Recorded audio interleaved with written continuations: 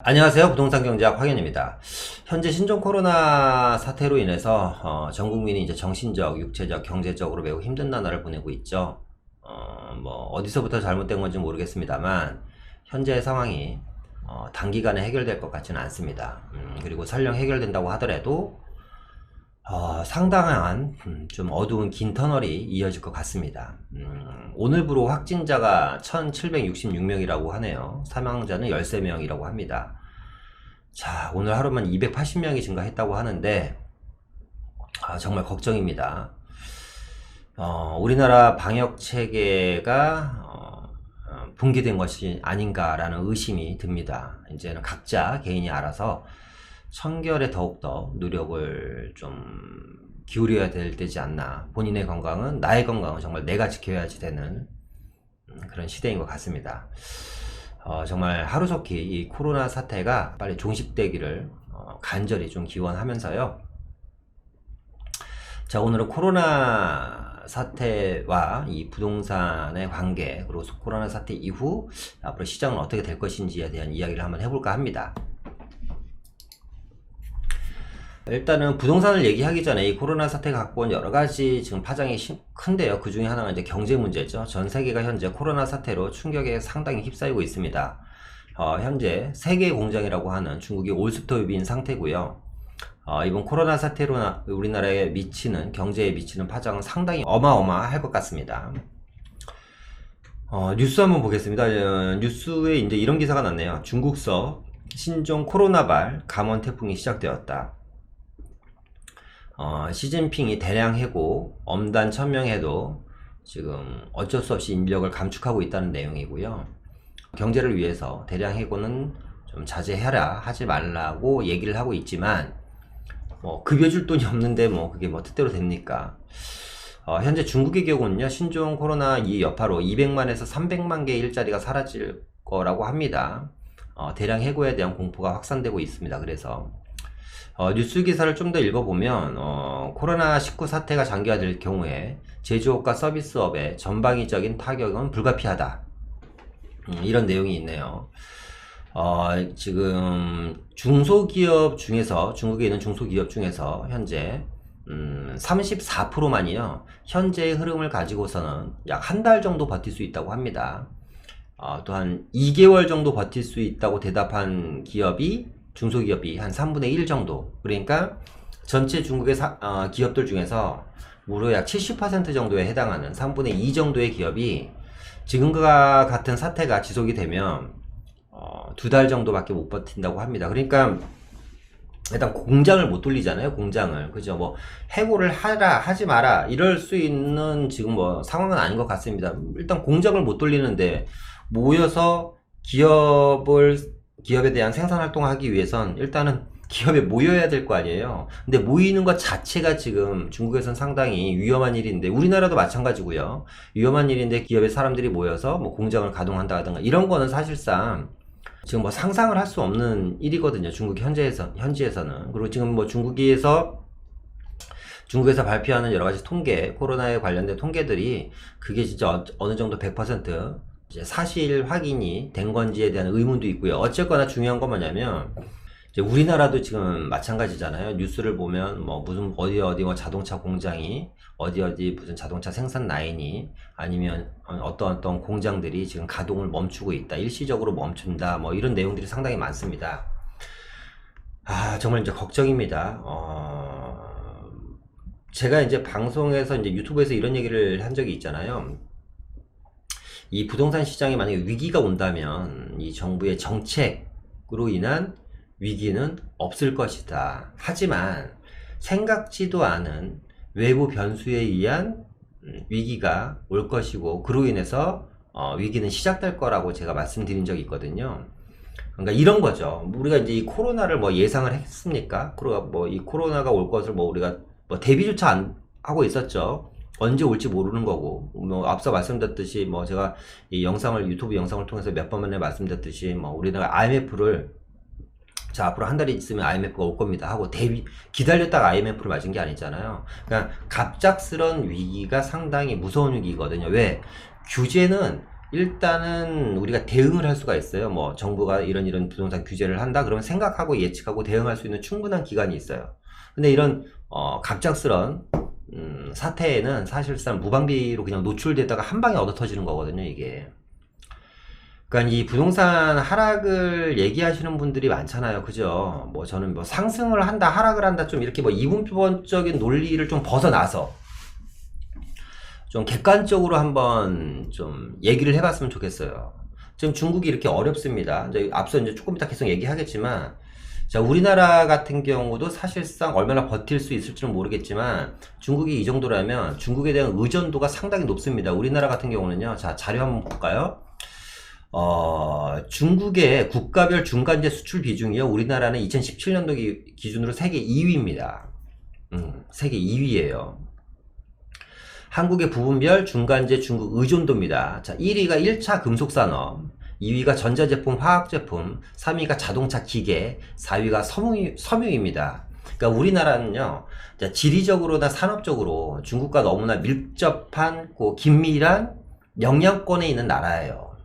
달리 설명하면 과거에 덩샤오핑 이후에 중국의 급속한 성장 속에서 진짜 어마어마한 현금이 돌고 부가 넘쳐났잖아요. 이러한 낙수 효과를 어떻게 보면 가장 많이 누린 것도 우리나라입니다. 어떻게 보면 옆에서 교포를 상당히 많이 쬐고 있었죠. 그래서 중국이 이렇게 어려울 때 가장 큰 영향을 받을 수밖에 없는 나라도 우리나라입니다.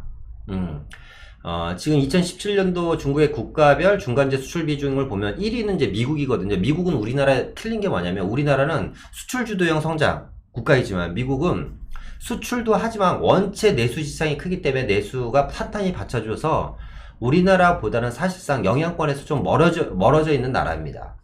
또 한번 보겠습니다. 중국발 코로나가 세계 산업 질서를 뒤흔든다. 중국발 코로나가 세계 산업 질서를 뒤흔듭니다. 자, 어떤 내용이냐면, 전 세계가 지금 하나의 이 산업이라는 연결고리가, 산업 생태계라고 해야지 되나요? 산업 생태계로 이렇게 쇠사슬처럼 모든 나라가 연결되어 있는 거예요. 그런데 중국이라는 나라도 전 세계 산업 쇠사슬에 연결이 되어 있겠죠. 그런데 이 연결고리가 떨어져 버리면, 이게 이제 큰 일이 벌어지는 거죠. 자, 더 커진 중국의 경제를 한번 보겠습니다. 전 세계 GDP에서 2003년도 중국이 차지하는 GDP 비율은 4.3%였는데 2018년 현재 16.3%입니다. 자, 어마어마한 거잖아요. 교육량도 2003년도에 5%였던 게 2018년도에 10%입니다. 상품이라든가 서비스, 이 소비량도 전 세계에서 현재 11.3%를 소비하고 있어요. 그러니까 전 세계 11% 정도의 물량을, 소비재나 상품을 소비하니까 어마어마한 거잖아요, 이게. 그러니까 여러분들이 한번 생각을 해보세요. 내 수입이 다음 달부터 당장 내 수입이 16.3%가 줄어든다고 해보세요. 가정 경제에도 엄청나게 큰 타격이거든요. 이게 국가 경제면 이게 16%라는 단위가 이게 금액이 커지면 커질수록 어마어마해질 거 아니에요, 그죠? 근데 1억에서 16% 빠지면 1600만 원이 빠지는 거예요. 그러니까 엄청난 거거든요, 사실. 그러니까 이 전 세계 16.3%에 대한 GDP를 차지하는 중국이 지금 이제 무너지고 있습니다. 자, 그러면 중국은 어떤 정책을 필까요? 네. 일단은 이 대량 해고를 막기 위해서, 그리고 이 무너지는 중국 경제를 어떻게든지 살리려고 노력을 하겠죠. 그러면 어마어마한 추경을 편성을 해서 중국 자체에 엄청난 돈을 풀기 시작할 겁니다. 물론 이제 금리 인상은 꿈도 못 꾸고요, 일단은. 지금 우리나라 이제 이 부동산 얘기를 다시 돌아가면, 최근 이 몇 년간 이 부동산 상승이 우리나라뿐만 아니라 전 세계적으로 급등한 이유 중에 하나가 사실 유동성장이거든요. 그러면 다시 한번 새로운 유동성 시장이 전 세계적으로 펼쳐질 가능성이 높아요. 중국을 필두로 해서. 이따가 우리나라도 이 추경에 대한 얘기를 하겠지만, 중국뿐이겠습니까? 지금 우리 중국이 어려워서 전 세계 경기가 어렵다고 하면 뭐 금리 인상은 전 세계적으로 못할 것 같고, 전 세계에서 통화량을 늘리는 정책을 펼 수도 있다라고 저는 봅니다. 자, 산업 부분별 중국 비율도 역시 마찬가지로, 철강은 전 세계에서 51% 물량을 중국이 차지를 해요. 이걸 소비를 한다라는 건데 엄청나지 않습니까? 자동차는 29%, 원유는 13.3, 13.5%. 그러니까 중국이 기름을 안 쓰면 국제 유가가 바로 떨어지는 겁니다, 지금.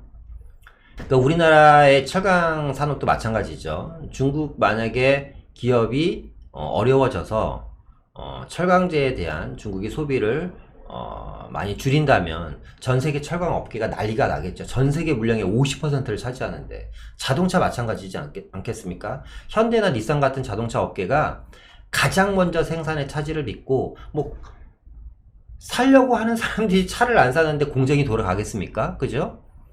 아주 큰 힘든 상황이 발생을 하겠죠. 부동산 하락에 대한 이야기를 하다가 지금 중국 얘기를 하게 됐습니다. 자, 보세요. 부동산 하락을 얘기하시는 분들이 많잖아요. 저는 뭐 어떤 분들이 그런 얘기를 하시는 분들이 많은데 상승을 주구장창 얘기하는 사람은 아니고요. 일단은 보십시오. 그러니까 부동산이 하락할 거다, 그러니까 막 하락하면 되게 좋을 거다라고 막 물개박수 치시는 분들이 계시잖아요. 그죠? 한번 곰곰이 생각해 보세요. 규제에 의한 하락은 없을 거라는 게 제 의견입니다. 물론 조정은 있겠지만 하락과 조정은 엄연히 다르기에.